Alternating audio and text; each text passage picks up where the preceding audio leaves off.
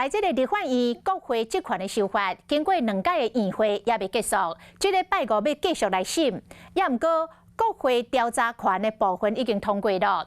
民进党的立委黄捷批评讲，这是查水表的条款。国民党的立委吴宗宪来反击，讲黑白讲。另外，针对着藐视国会这条罪，嘛引起着不少的讨论。环境部长潘启明讲，对伊无影响。因为伊自细汉就无啥会应喙应字，那文化部长李婉是讲，拜到立法院爱较严肃咯。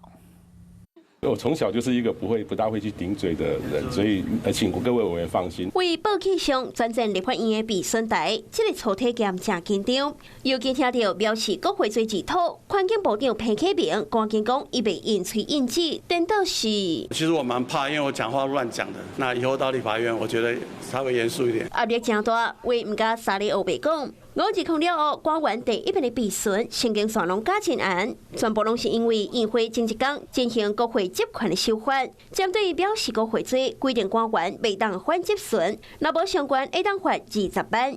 另外，人事动议权也是通过，未来议会会采用记名表决，若是提名人回答不实，或者是提供虚假资料等等，相当卖罚款20万。其中国会调查权冇通过，立法院会当要求政府机关、法人团体等等提供相关的资料，违反规定者相关会罚款10万块。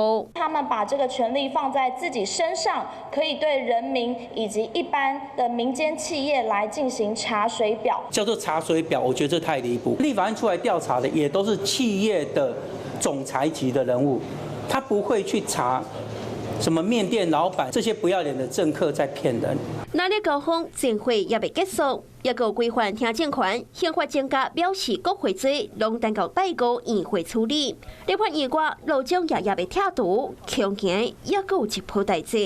Hello， 我是雷亚，想要抢先掌握最及时的新闻资讯吗？赶快订阅、按赞、开启小铃铛，锁定华视新闻 YouTube 频道。